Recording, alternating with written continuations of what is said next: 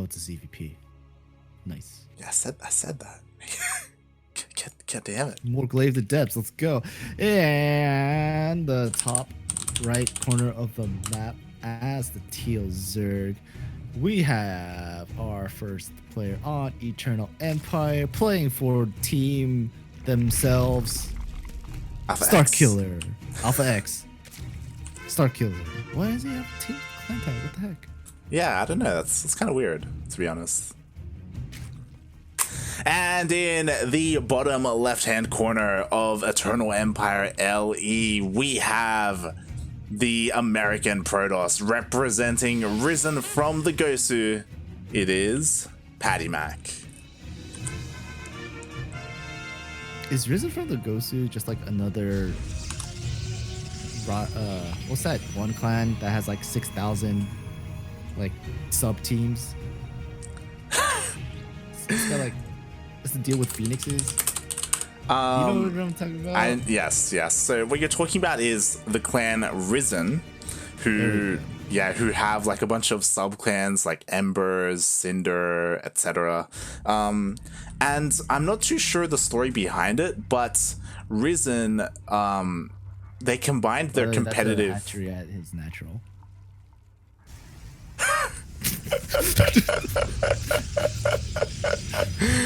Yes, it is. As we do have PattyMac getting proxy hatch. Yo, proxy hatch has been really common in ZvP recently. I don't know if you've noticed. I also want to mention this is a 3 hatch before pool. That it is. So really, it's only there to kind of like delay. There's nothing too crazy coming out of it. But I don't know if you've been watching a couple of tournaments recently, but me and Mike has been doing this a lot. Last night, actually, we saw who was it? Who was the Zerg player? I think Go Joey was doing this. There was a Korean Zerg as well. I want to say Ragnarok. But yeah, it's become more popular where you proxy hatch and the goal of it is just to delay the natural. Like, it's not anything crazy. Like, you're not using the larva to like be aggressive or anything of the sort. It just hurts the Protoss' economy. I saw Probe got internal proxy hatched. I thought that was hilarious. That did happen as well. The fact that like Probe was freaking out because of like how the person proxy hatched it, I was like, that's great. We actually casted that series. That was in the ESL Open Cup fueled by Dare, which is an OCE/C only tournament. Chase actually did that to Probe, which was insane. There was so much hype around Chase that week. so crisp. I saw the clip and I was like, yeah. The way he stacked the drones, then split them up as soon as they got out of vision, it was beautiful.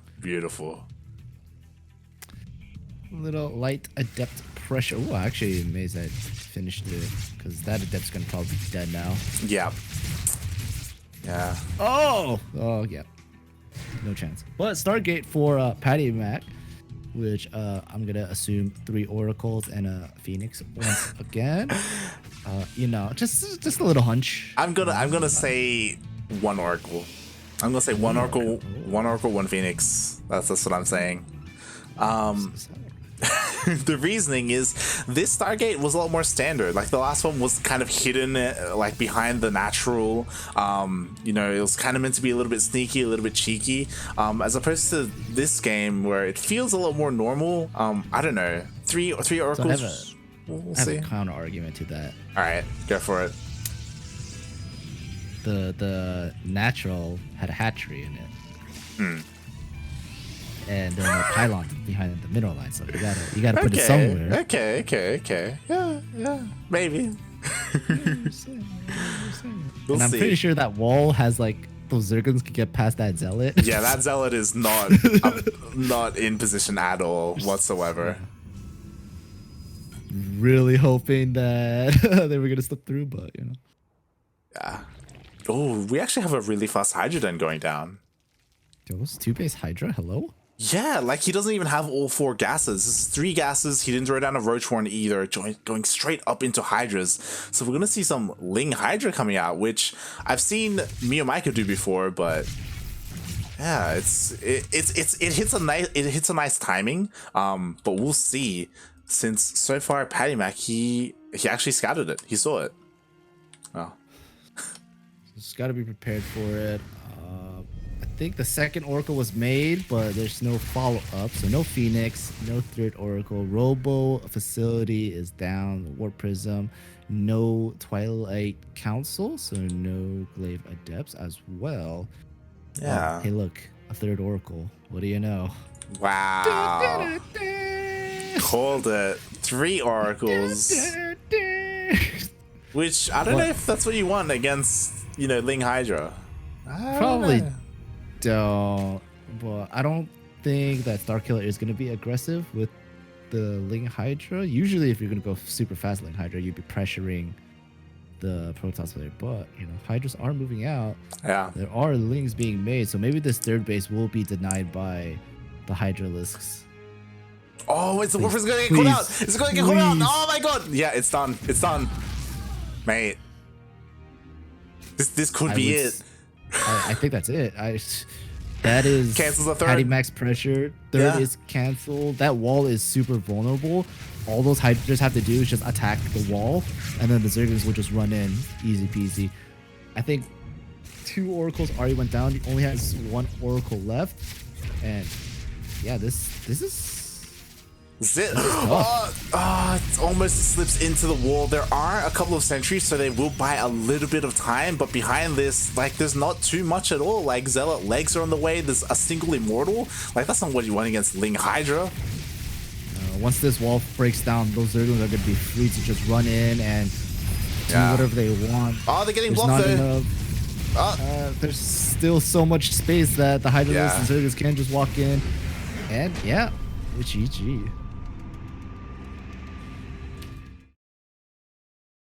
That is such an old school build. I'm surprised that it still works. Oh my god. Yeah, and it is. It's something that I've seen me and Micah whip out, where like you go Ling Hydra, and ideally you just, you know, deny the third base, and you trade efficiently, but again, catching that Warp Prism just completely changed everything. And StarKiller was just able to press his advantage. Yeah, that delayed Nexus, and it helped a bit, but yeah, that fast Hydra Den, I think once PattyMac saw that, should have been more cautious about it. Mm-hmm. That would be my only gripe about that. Looks like we're going to game 2 already. Didn't even want to wait for us and ask us if we're ready, but you know, it's okay. We're just casters. You know, we don't have to stretch or anything. It's all right. Yeah, they're just getting right into it. Game number 2 today. Don't mind me. In the top left corner of the map, the 11 o'clock position, we have the Teal Zerg player playing for team themselves. It is StarKiller on Nightshade LE. And spawning in the bottom right-hand corner of Nightshade LE, we have the American Protoss representing Risen from the Gosu. It is PattyMac.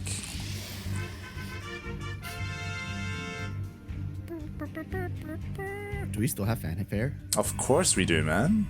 Fuck yeah. That's what I'm talking about. But what I did want to say earlier, before the proxy hatch happened, which we may see again, I don't know, we'll see. As we do have, a pull first coming out from StarKiller.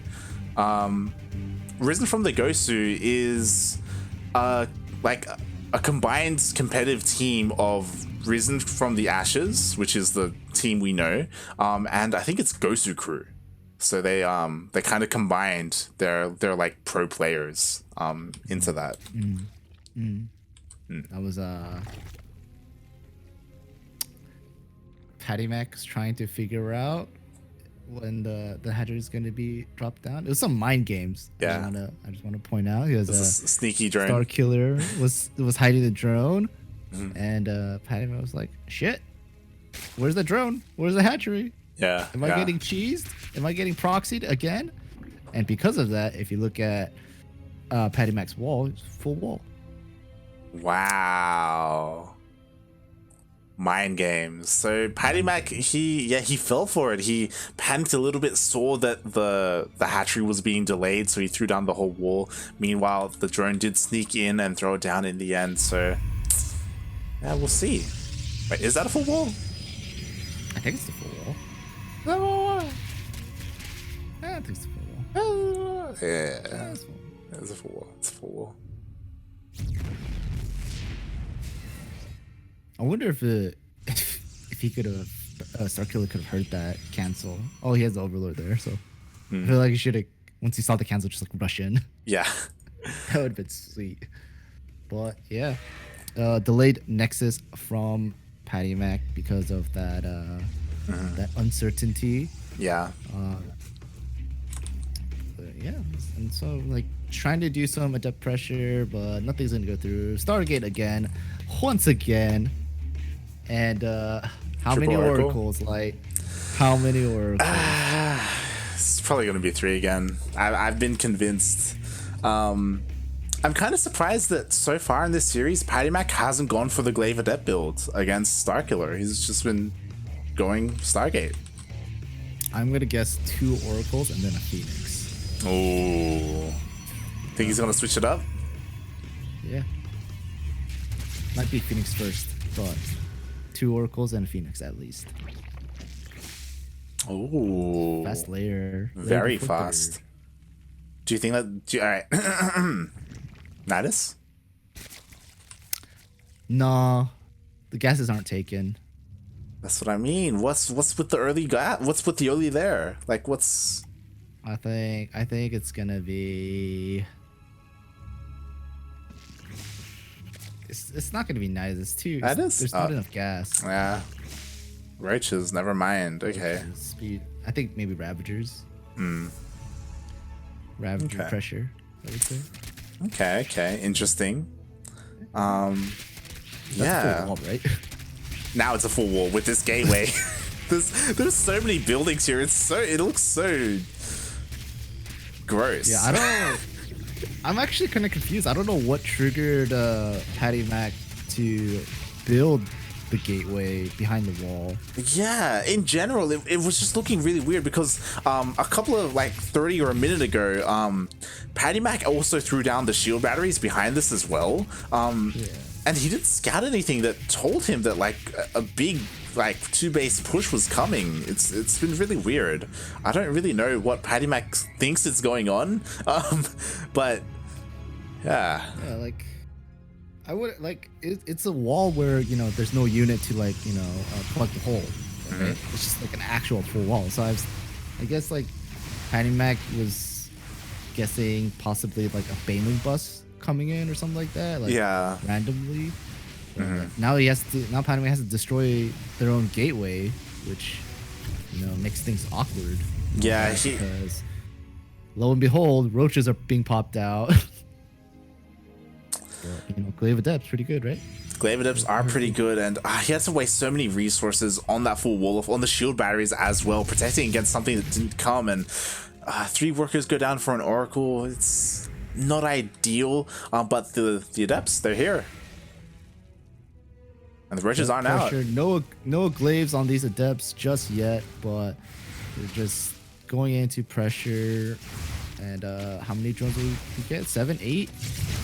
9, 10. It's a good split with these Adepts. Pretty good. 12. It's a lot of drones going down, I'm not gonna lie. That's a lot. 14 drones at least went down for StarKiller, which puts a good 13 workers behind. But yeah, with all that, roach push is coming now, and there isn't really anything PattyMac has. I mean, he has shield batteries and a single sentry. Yeah, this is looking kind of rough. He doesn't really have the units to defend. Oh, it's because he went double robo behind this. That's where he invested his money, and 2 immortals are on the way. They're being chronoed out, but will they be out in time? Maybe one of them will. The Oracle is trying its best to try and focus down these units. The force wheels are holding. This sentry has a lot of energy, and there are no Ravagers. But the wall... That shield battery was not was not recharging shields for any of the buildings. Kind of getting useless. And the roaches are just going up the ramp into the main. Did the immortal finish? I don't see an immortal. It finished. It's waddling over. 2 immortals done. 13 drones, or 13 probes already going down.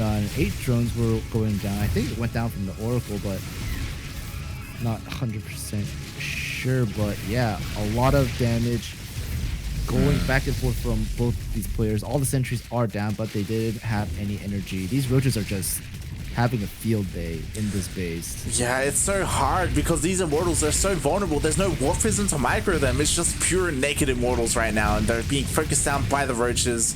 It looks like PattyMac will be able to clean this up, but at what cost? 18 probes. Yeah. And an immortal. Yeah. Possibly 2. It was definitely 2, most definitely. And his infrastructure is it's depowered. He's down almost 30 workers to StarKillers. Behind the StarKiller, he got his 3rd up and running. He's droned up. He's getting his Evo chambers. He's taking up the Hydralisk of all things. Like, yo, StarKiller is looking solid right now. He's looking like a StarKiller.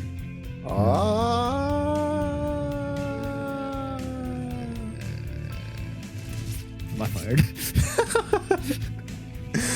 God damn it. Alright, what do you do? StarKiller. What do you do if you're PattyMac? GG. GG? Alright, this is what I was gonna say. I would chrono out a Warp Prism and just go out and do whatever the fuck you can. Like, just micro as best you can, juggle those immortals, try and push the 3rd, maybe go into the main as well. But there's just not much here, you know? It's very little army. Is at a very nice 69 supply, but I don't think it's gonna cut it. Yes, it is a pretty good number. No, he's 70 now. Never mind. Never mind. He's gonna lose now. 70 supply. 272 supply. That stasis field didn't really do much. These immortals, they're so at the 3rd base, but force fields are kind of okay. Not enough, in my opinion. There's still holes in those force fields, but the fight is pretty okay. But defender's advantage is good. I'm just saying. All the sentries go down. There aren't any more force fields juggling these immortals. But GG is called. StarKiller takes the game. Takes the map. Takes the game. Takes the series. Take the series, yeah. Yeah.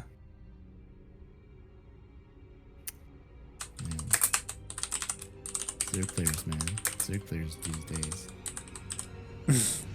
I mean, as much as I want to say, like, you know, StarKiller did play it well. Zerg. No, I feel like, I don't know what PattyMac saw, but I feel like he kind of defeated himself that game. Like, he was tripping. He was like, oh my god, this is like Ling Bane all in coming or something, and he was just panic defending at his natural, and there was just nothing. It was strange, right? Like, he'd made a full wall with buildings, and that kind of, in a way, hurt him a little bit.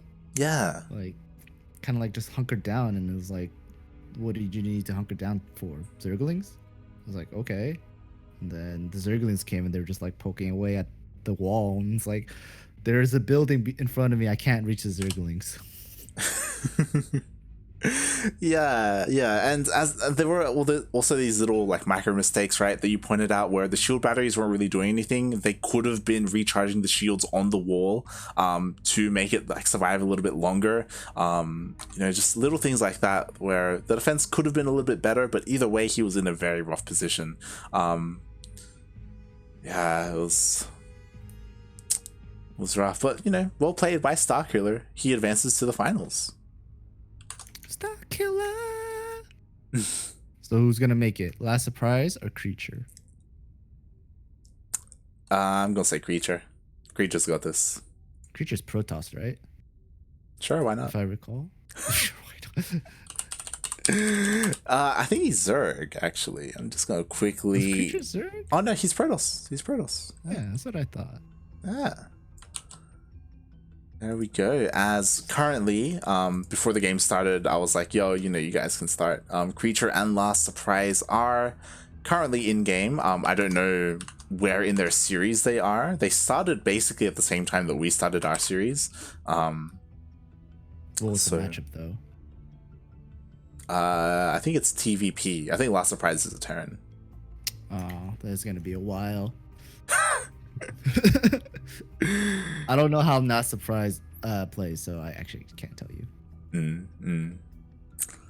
Yeah, we will see. But until then, I think we are going to go on a break. As we kind of just have to wait for Last Surprise and Creature to get out of game before we jump in. So until then, enjoy some duct tapes.